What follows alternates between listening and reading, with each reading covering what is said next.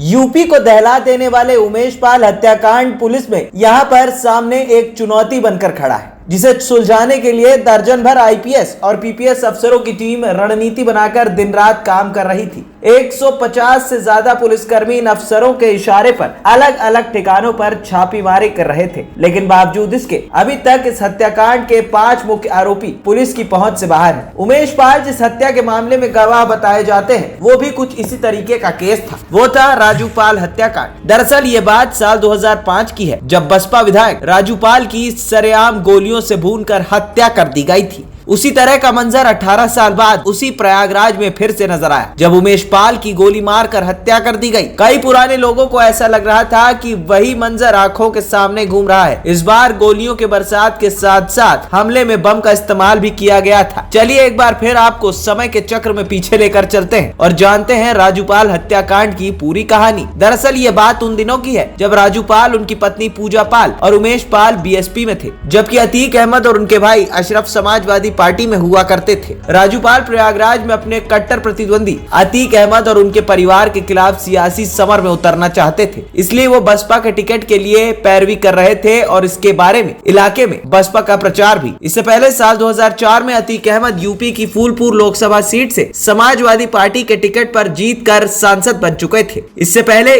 वो इलाहाबाद पश्चिम विधानसभा सीट से विधायक भी थे, लेकिन उनके सांसद बन जाने के बाद वो सीट खाली हो गई थी। कुछ दिनों बाद उपचुनाव का ऐलान हुआ। इस सीट पर सपा ने सांसद अतीक अहमद के छोटे भाई अशरफ को अपना उम्मीदवार बनाया। इसी चुनाव में बसपा ने राजू पाल को टिकट दिला दिया और वो अशरफ के खिलाफ चुनावी मैदान में उतर गया। चुनाव हुआ तो उन्होंने अतीक अहमद के भाई अशरफ को हरा दिया और विधायक बन गया। अतीक और उसका परिवार उपचुनाव में मिली हार पचा नहीं पा रहा था। वो राजू पाल को अपना दुश्मन मान बैठा था और इसी दौरान अतीक ने राजू पाल को रास्ते से हटाने की साजिश रच डाली। 25 जनवरी 2005 को बसपा विधायक राजू पाल अपने घर लौट रहा था। राजू खुद अपनी क्वालिस कार चला रहा था। उनके साथ उनके दोस्त की पत्नी भी बैठी थी, जहां उन्हें रास्ते में मिली थी। उनके साथ उनके समर्थकों की एक स्कॉर्पियो भी थी। तभी कुछ कार सवार हमलावर उनका पीछा करने लगे। इसी बीच राजू पाल ने किसी वजह से रास्ते में कार रोकी। जैसे ही उनकी कार थमी, कुछ हथियारबंद लोगों ने उन पर ताबड़तोड़ फायरिंग शुरू कर दी। पूरा इलाका गोलियों की आवाज से मानो गूंज रहा था। बताया जाता है कि राजू पाल पर हमले करने वालों की संख्या करीब 2 दर्जन थी। राजू पाल का जिस्म गोलियों से छलनी हो चुका था। इस दौरान उनके साथ मौजूद लोगों ने राजू को एक टेम्पो में डालकर अस्पताल ले जाने की कोशिश की। हमलावरों को लगा कि राजू कहीं बच न जाए, इसलिए उन्होंने 5 किलोमीटर तक टेम्पो का पीछा किया और उस पर फायरिंग कर दी। अस्पताल पहुंचते पहुंचते राजू पाल की मौत हो गई।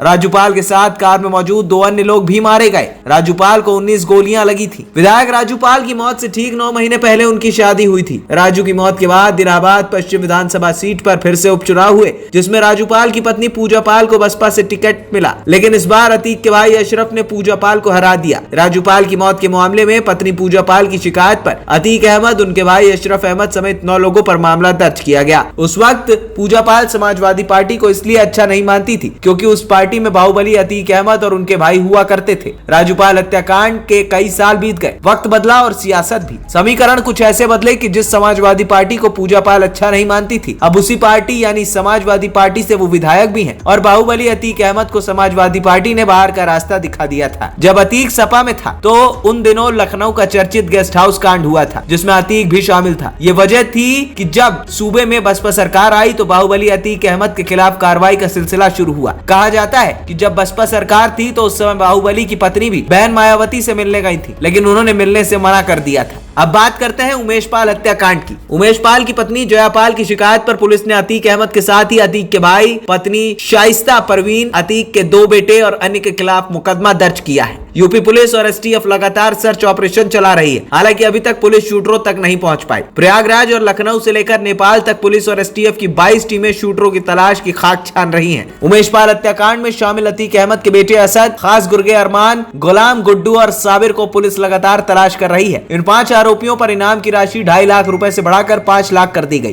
खैर, राजू पाल हत्याकांड मामले में अतीक अहमद दोषी करार दिया गया है और उसके समेत 3 लोगों को यहाँ पर दोषी पाया है प्रयागराज की एमपी एमएलए कोर्ट ने। अब देखना होगा कि सजा का ऐलान कब मुकर्रर होता है। एएनपी टाइम्स की रिपोर्ट।